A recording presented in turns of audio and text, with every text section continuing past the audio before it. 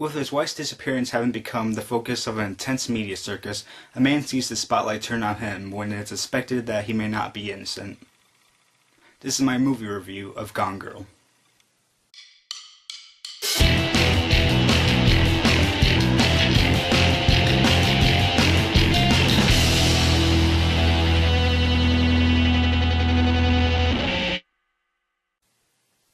I couldn't wait for Gone Girl to come out in theaters because not only was it one of my most anticipated movies of the year, but I also read a book based on the movie with the same title, Gone Girl, and I thought the book was genius.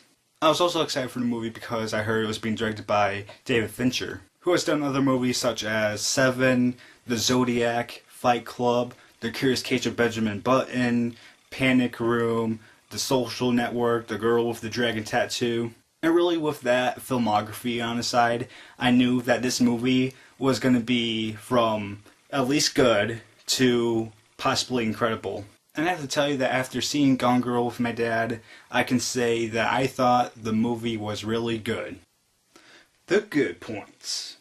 There were many things that I thought were done well in this movie, but I think the main thing that I liked from this movie was the acting. And there's one particular actor, or should I say actress, in this movie that did a phenomenal job.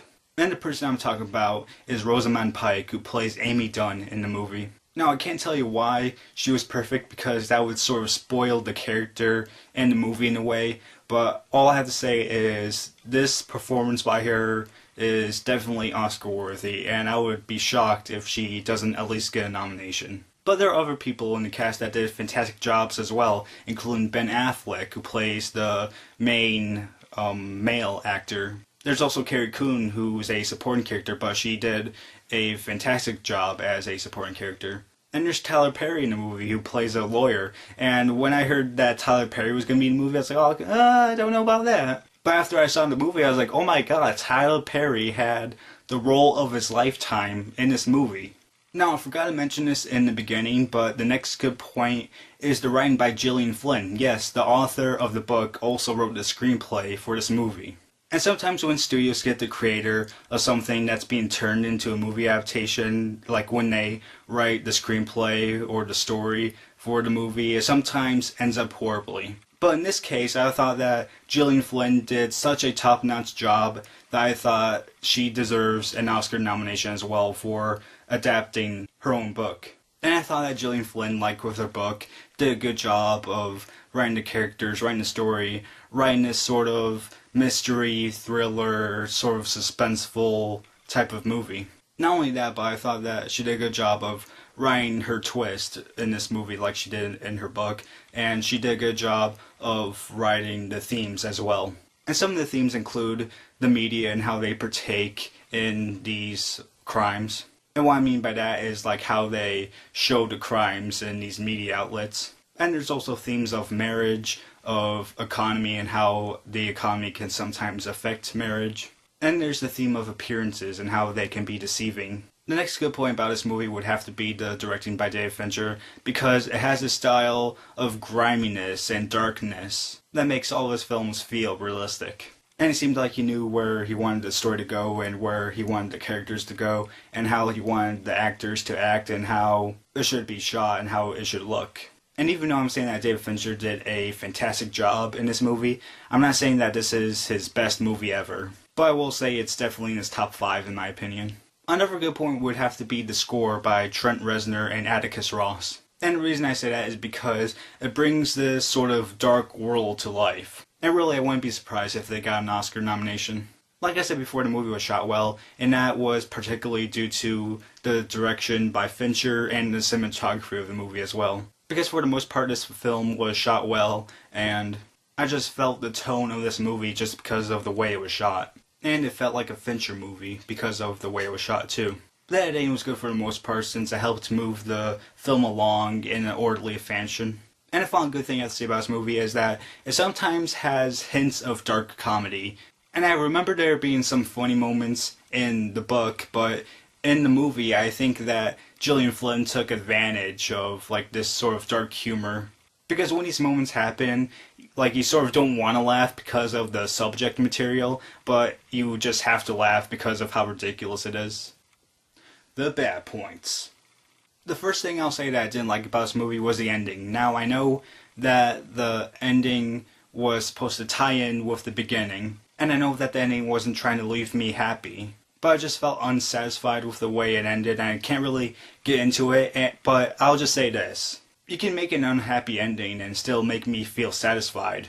But like I said, I'll explain myself more in the spoiler section. The next bad point is some of the acting by Neil Patrick Harris. Now, Neil Patrick Harris is sort of playing this creep in this movie. And it seemed like Neil Patrick Harris was trying to be this creep when he was acting. But when he was acting and trying to be a creep, it sort of felt awkward to me. Now, I don't know if that was what he intended to do, to make me feel awkward or the audience awkward, so that, like, it makes him feel more of a creep. But for me, I just felt awkward since it seemed like Neil Patrick Harris was trying too hard to become a creep. And the only other bad thing I see about this movie is with some of the editing, because there are some moments that could have been sliced out for the final product. And one of the biggest examples is when, and this isn't spoiling anything since it doesn't go anywhere. So Ben Affleck plays Nick Dunn, who's one of the main characters, and he's at the police station talking to one of the police about his missing wife. And then later on he finds out that his father was there when he should be really at a sort of retirement home. And I was sort of wondering where this was going, since nothing really happened with the book with Nick and his father. And that's what happened in the movie. Nothing happened in the movie about Nick and his father. It was just he showed up for a few minutes and then he was never in the film again. So that's one of the big instances where it's like, yeah, that could have been split out to, like, save time. Like I said, I saw this movie with my dad, and my dad gives this movie a 3.5 out of 4 stars, while I give the same rating, a 3.5 out of 4 stars. I think this is a must-see movie if you haven't seen it yet, and if you're a fan of drama, suspense, thriller, mystery type of genre, then you'll think that this movie is good, or you'll think that this movie is incredibly good. Alright, spoilers for the movie Gone Girl. If you haven't seen this movie yet, and you still want to see it, then get over now, because I'm going to be spoiling stuff. I mean, who wants to hear spoilers if they haven't seen anything, right? Yeah, right? Yeah, okay, so if you haven't seen it yet, then get over now. So the main thing I guess I should spoil first is with the main surprise of the movie, which is that Amy Dunn is actually trying to frame Nick Dunn for her supposed murder. And when I read that for the first time in the book, I was like, holy crap, man, that is a really, really good surprise. And I think I would have felt the same way in the movie theater if I heard that surprise for the first time. Because the movie was directed and written in a way where it seemed like it wouldn't go that way, but it did go that way. And I'm just saying, if I heard that surprise for the first time, I would have been shocked and I would have had my jaw dropped in the movie theater. But yeah, as for the ending, let's talk about that now.